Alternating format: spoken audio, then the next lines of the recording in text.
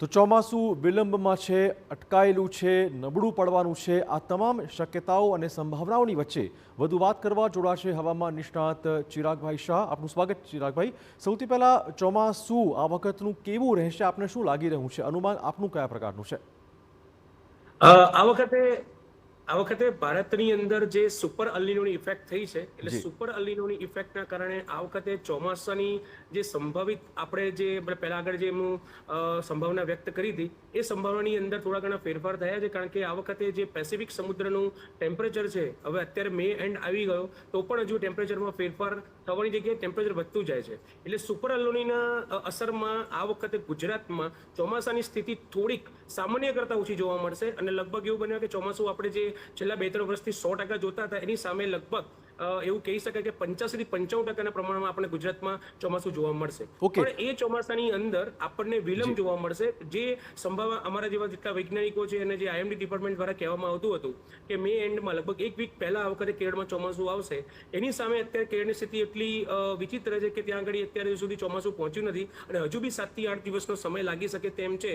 એ 7 થી 8 દિવસનો જે સમય છે એ તો હજુ અમારા મોડલ બેઝ ઉપર કહી રહ્યું છે, પણ હજુ બી જો આ સુપર અલ્નીનોની સ્થિતિ રહેશે તો એવું કહી શકાય કે હજુ બી ચોમાસું કેરળમાં પણ થોડું મોડું આવે, ત્યારબાદ મહારાષ્ટ્ર સુધીમાં, એટલે ગુજરાતમાં કહેવાય કે એટલીસ્ટ 22 જૂન પહેલા ગુજરાતની અંદર ચોમાસા આવવાની સ્થિતિ સર્જાતી નથી. એની વચ્ચે એવું બની શકે કે સુપર અલ્નીનોની ઇફેક્ટ એના કારણે જે નાની મોટી સિસ્ટમ સક્રિય થાય તો નાના મોટા ઝાપટા આવી શકશે, પણ આ વખતનું ચોમાસું આપણા ગુજરાતમાં થોડું મોડું જોવા મળશે. તમારા મતે એવું લાગે છે કે ઉનાળો લંબાઈ રહ્યું છે અને ચોમાસા દરમિયાન પણ ગુજરાતના કેટલાક વિસ્તાર એવા છે કે જ્યાં પણ ગરમીનો અહેસાસ થવાનો છે ચોમાસા દરમિયાન પણ? જી બિલકુલ. આ વખતે ગુજરાતમાં ઘણા બધા શહેરોની અંદર પણ જૂન મહિનામાં બી હીટ વેવ જોશે. મારા અનુમાન પ્રમાણે હું તમને કહી શકું કે જેટલી મેગા સિટી છે, જેટલી મોટી સિટી છે, લાઈક રાજકોટ છે, સુરત છે, અમદાવાદ છે, અને આ બધી સિટીની અંદર આપણને જૂન મહિનાની અંદર એવું કહી શકાય કે 5 થી 15 જૂનમાં પણ એક હીટ વેવનું પાછું મોજું જોવા મળે. કારણ કે અત્યારે સુપર અલ્નીનોની ઇફેક્ટ આપણે જોઈ રહ્યા છે અને જે અત્યારની જે આપણી હીટ વેવ્સ અત્યારે જે ઇફેક્ટ આપણે જોઈ રહ્યા છે, જેના કારણે ગુજરાતની સ્થિતિ થોડીક મતલબ કહેવાય ને કે જે આપણે વરસાદની પેટર્નની પ્રમાણે જોવા જઈએ તો ઘણી ચેન્જીસ જોવા મળી છે છેલ્લા વર્ષોની અંદર. અને બીજી એક વાત કરું કે આવી જ સેમ સિચ્યુએશન 1982 અને 83માં આપણે સુપર અલ્નીનો ફેઝમાં આવ્યા હતા, 1970, 98માં પણ આવ્યા હતા અને 15-16માં પણ આવ્યા હતા. એટલે પહેલા એવું હતું કે 16 થી 17 વર્ષના ગાળામાં આવી સુપર અલ્નીનોની સ્થિતિ થતી હતી, જે હવે માત્ર 11 વર્ષમાં જોવા મળી છે. એટલે day by day every year દરિયાઈ જે તાપમાન છે એ વધી રહ્યું છે, જેના કારણે આપણે ગુજરાતની અંદર આવી સ્થિતિ જોઈ રહ્યા છીએ. એટલે એવું બની શકે કે ગુજરાતના ઘણા બધા જિલ્લાઓની અંદર એવું પણ થશે કે ક્યાંક ફ્લડ જોવા મળશે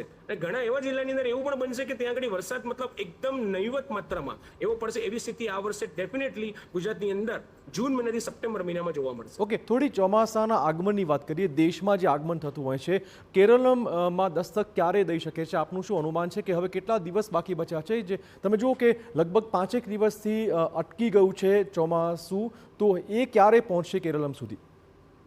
હવે આ છે ને એકચ્યુઅલી ચોમાસું અટકી જવાની જે રચના છે એ એક અલ્નીનો ઇફેક્ટ છે. મેં તમને હમણાં હાલમાં કીધું કે પેસિફિક સમુદ્રમાં ટેમ્પરેચર એટલું બધું ઇન્ક્રીઝ થઈ ગયું છે, જેના કારણે જે કેરળથી જે ચોમાસું આવે છે એ ચોમાસું અત્યારે અટકી ગયું છે. એટલે તમે જે વાત કરી રહ્યા છો એટલે કેરળનું ચોમાસુમાં ભલે એ લોકો 5 દિવસ કહે છે, પણ અમારું જેટલા બી અમારા હવામાન વૈજ્ઞાનિકો છે એનું અનુમાન એવું છે કે હજુ બી 7 થી 8 દિવસનો સમય કેરળમાં ચોમાસાને પહોંચતા થશે. ત્યારબાદ લગભગ 7-8 દિવસ જેવું મહારાષ્ટ્ર સુધી આવશે અને પછી આપણા ગુજરાતમાં, એટલે એવું કહેવાય કે હજુ બી ગુજરાતને 20 થી 22 દિવસ જેવી અસર ચોમાસાના આગમન માટે રાહ જોવી પડશે. એટલે આમ તો ગુજરાતની વાત કરીએ તો 15 જૂનની આસપાસ ચોમાસું બેસતું હોય છે, લગભગ આ ગાળો હોય છે ચોમાસાના આગમનનો. લાગે છે કે હજુ એમાં પણ લગભગ 8-9 દિવસ સુધી લેટ થવાનું છે ગુજરાતમાં. જી, 15 જૂનથી પણ લગભગ 22 જૂનથી આપણા ગુજરાતની અંદર ચોમાસાની સ્થિતિ સર્જાય એવી ડેફિનેટલી એવી સંભાવના અત્યારે જોઈ રહ્યા છે, પણ 15 જૂન સુધીમાં ચોમાસું આવવાની સંભાવના ઘણી ઓછી છે આ વખતે. જી, ખાસ તો જ્યારે ચોમાસું બેસી જાય ત્યારે લગભગ 38 દિવસની આસપાસનો જે સમયગાળો છે, આખા દેશમાં ચોમાસું બેસી જતું હોય છે, એમાં પણ વિલંબ શક્ય છે કે પછી એકવાર ચોમાસાના દસ્તક દીધા પછી વધુ વિલંબ પડી શકે તેમ છે? એની અંદર એક સંભાવના એવી બની શકે કે એ વસ્તુ તમારી 100% સાચી છે કે એક વખત ચોમાસું પ્રોપર પ્રસ્થાપિત થઈ જાય ત્યારબાદ આખા આપણા ભારત સ્તર ઉપર એ પ્રોપર અમાઉન્ટમાં મતલબ જે બી આપણે રેઇનફોલ જોતો હોય મળી રહે છે. પણ આ વખતે સુપર અલ્નિનોની ઇફેક્ટ હોવાના કારણે જે આપણે 15 અને 16માં જોયું હતું કે એક 15 દિવસનો ચોમાસાનો ફેઝ આવ્યા પછી વચ્ચે 4 કે 5 દિવસમાં મોન્સૂન ડિસ્ટર્બ થઈ જાય છે. પાછું ફલે એવું બની શકે પણ આખા ગુજરાતની અંદર એવું થવાની કે ભારતમાં થવાની સંભાવના નથી. પણ ક્યાંક મેં તમને કીધું કે મહદઅંશે આપણા જ ગુજરાતની વાત કરીએ તો ઘણા બધા જિલ્લામાં એવું બનશે કે ચોમાસું આવ્યા બાદ પણ ઘણા બધા એવા જિલ્લા હશે જેની અંદર કે વરસાદ એટલા પ્રમાણમાં જોવા નહીં મળે. એટલે ખેડૂતોને ડેફિનેટલી કંઈક માઠી અસર એની પર થશે. જી ચિરાગભાઈ, તમારા મતે ચોક્કસ આ વખતે પણ ખેડૂતો માટે ચોમાસું ચિંતા કરનારું સાબિત થશે? જી બિલકુલ. મેં કીધું કે ગુજરાતની અંદર હું અમારા જે અનુમાન પ્રમાણે હું છેલ્લા જે 15 વર્ષથી સ્ટડી કરું છું અને જે રીતના મેં પેટર્ન જોઈ છે, ક્લાઇમેટ પેટર્ન ચેન્જ થાય છે, વેધર પેટર્ન ચેન્જ થાય છે, એના કારણે જે રેઇનફોલની જે આખી મિકેનિઝમ છે એ ડિસ્ટર્બ થઈ ગયું છે. તો એના બેઝ ઉપર હું એટલું અનુમાન કરી શકું કે આપણા ગુજરાતમાં 80% જિલ્લાઓ છે એની અંદર વરસાદમાં પ્રોબ્લેમ નહીં થાય, એની અંદર ખેડૂતોને એટલી માઠી અસર નહીં થાય. પણ 20% એવા જિલ્લા હું કહી શકીશ કે 20% જિલ્લાની અંદર કદાચ ઉત્તર ગુજરાત છે કે મધ્ય ગુજરાત છે ત્યાં આગળ ક્યાંક વરસાદની પેટર્નમાં થોડો ચેન્જીસ થાય અને ત્યાં આગળ 20% જેવો વરસાદ ઓછો થવાની સંભાવના પૂરેપૂરી આ વખતે આ સુપર અલ્નિનોના કારણે જોવા મળશે. ઓકે, સુપર અલ્નિનોની આપણે વારંવાર વાત કરી છે. 2-3 અનુમાનોની વાત કરી દઈએ તો IMDએ પણ કીધું છે કે આ વખતે જે સરેરાશ ચોમાસું છે એનાથી ઓછું રહેવાનું છે. આપે પણ વાત કરી કે 22મી જૂન પછી લગભગ શક્ય છે કે ગુજરાતમાં ચોમાસું બેસે. આ જે શક્યતાઓ છે એમાં હવે કોઈ ચોક્કસ બદલાવ આવશે? ના, અત્યારે તો કોઈ સંભાવના નથી બદલાવ આવવાની, કારણ કે અત્યારની જે રીતની આપણી જે બંગાળની મતલબ જે આપણે કેરળની અંદર જે સ્થિતિ જોઈ રહ્યા છે એટલે એ જે સિસ્ટમ જે પ્રોપર થવી જોઈએ સિસ્ટમની અંદર જે મતલબ અત્યારે ડિસ્ટર્બન્સ આવ્યું છે એ ડેફિનેટલી IMDનું અનુમાન બી સાચું છે અને અમારા જેટલા બી નિષ્ણાતો જે બી છે કે હવે બદલાવ નાના મોટા થાય તો કદાચ એવું મેં તમને કીધું કે કદાચ એવું બની શકે કે આ 22 તારીખ સુધીનું મેં જે અનુમાન આપ્યું છે એ 22 તારીખની અંદર ક્યાંક કોઈ નાની મોટી સિસ્ટમ સક્રિય થઈ જાય આ સુપર લાઇનના કારણે તો કદાચ વરસાદ આવી શકે. પણ એ વરસાદ ચોમાસાનો વરસાદ નહીં એ પ્રી મોન્સૂન એક્ટિવિટીના રૂપે અથવા તો કોઈ ઝાપટાના રૂપે વરસાદ આવી શકે. એટલે કદાચ થોડો ઘણો નાનો મોટો બદલાવ આવવાની સંભાવના છે પણ અત્યારે એટલી બધી સંભાવના નથી કે મોટા લેવલ ઉપર ડ્રાસ્ટિક ચેન્જીસ થાય આપણા ગુજરાતમાં કે ભારતમાં. જી, ચોમાસાના આગમનની ચોક્કસ હવે વિલંબિત ચોક્કસ થઈ રહ્યું છે. હવે થોડી વાત કરીએ ઉનાળાની ગરમી વિશે. લાગે છે કે આ જે દિવસો જ્યાં સુધી વરસાદ પડતો નથી ત્યાં સુધી ગુજરાતમાં કાળઝાળ ગરમીનો માહોલ યથાવત રહેવાનો છે. તાપમાન કેટલું પહોંચી શકે છે? હવે અત્યારે જો કે સિસ્ટમ સક્રિય થઈ છે એટલે 3 દિવસની આગાહી છે 30, 1 અને 2. એની અંદર લગભગ આપણે ઉત્તર ગુજરાત છે કે આપણો જે દાહોદ બાજુનો જિલ્લો છે કે દક્ષિણ ગુજરાતમાં થોડા વર્ષોમાં ક્યાંક વરસાદ પડવાનો સંભાવના છે અને પડવાનો થોડી ઘણી જગ્યાએ.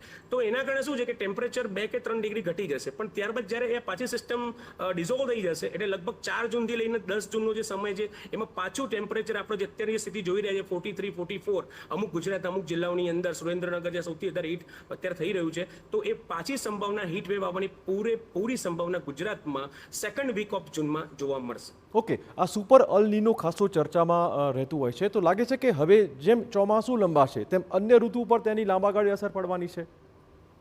ડેફિનેટલી. જો આપણે સેમ 15 અને 16માં ફેઝમાં આપણે વસ્તુ સફર કરી હતી એવી સેમ સિચ્યુએશન આ વખતે હવે 26-27માં આપણે જોવી પડશે. કારણ કે જ્યારે અલ્નિનો એકવાર પ્રસ્તાવિત થાય એટલે અલ્નિનોમાં વરસાદની પેટર્ન થોડી ઉપર નીચે થાય, ડિસ્ટર્બન્સ થાય, વરસાદ સારો થાય છે અમુક જગ્યાએ પણ અમુક જગ્યાએ એવું થાય છે કે વધારે વરસાદ થઈ જાય છે, 20-22 ઇંચ વરસાદ જિલ્લામાં ઉતરી જાય એટલે ફ્લડની બી સ્થિતિ ઉત્પન્ન થાય છે. એટલે એની સામે પાછળ જે ઋતુઓની સિઝન છે એટલે ઠંડી છે કે એની પછીના જે ચોમાસું પછી જે ઠંડી જે આવે છે એમાં ઘણો બધો વધઘટ થવાની પૂરેપૂરી સંભાવના રહે છે. કારણ કે અલ્નિનો એક એવી પેટર્ન છે. લાસ્ટ યર તો અમે બધા વૈજ્ઞાનિકો અને IMDના જેટલા બી ઓફિસર્સ હતા બધા ખુશ થઈ ગયા હતા કે ગુજરાત અને ભારત હવે આપણે લાનીનામાં આવ્યા છીએ. પણ તમે જો ખાલી 2 વર્ષના સમયગાળામાં પાછા આપણે અલ્નિનોમાં આવી ગયા છે બીકોઝ અત્યારે જે જળવાયુની સ્થિતિ છે વિશ્વ સ્તરે અત્યારે જે કાર્બન ડાયોક્સાઇડનું પ્રમાણ જે વધી રહ્યું છે એના કારણે પેસિફિક સમુદ્રની આખી પેટર્ન ચેન્જ થઈ ગઈ છે. અને આ વર્ષે સારું છે કે અરબ સમુદ્ર જો એક્ટિવ નથી થયું અને મારું સતત છેલ્લા 3 મહિને સ્ટડી છે કે અરબ સમુદ્ર જો એક્ટિવ થશે તો નાના મોટા વાવાઝોડાની સંભાવના પણ મેં વ્યક્ત કરી હતી. પણ અત્યારે અરબ સમુદ્ર પણ હજુ એક્ટિવ થયું નથી. જો અરબ સમુદ્ર બી એમાં એક્ટિવ થઈ જાય તો ડેફિનેટલી આપણી જે સિઝન છે આપણા જે આપણી ક્લાઇમેટ પેટર્ન છે એની અંદર ડેફિનેટલી ચેન્જીસ આવે અને ઋતુ ચક્રની અંદર પણ ઘણા બધા શું કહેવાય એના તફાવત આવવાની સંભાવના પૂરેપૂરી છે. જી, ધન્યવાદ ચિરાગભાઈ તમામ જાણકારી બદલ. તો આપણે કહી દઈએ કે જે અનુમાન લગાવાયું છે ગુજરાતમાં ચોમાસું લંબાઈ જવાનું છે અને 22મી જૂનની આસપાસ ચોમાસાનો વરસાદ શરૂ થાય તે પ્રકારનું અનુમાન નિષ્ણાત લગાવી રહ્યા છે.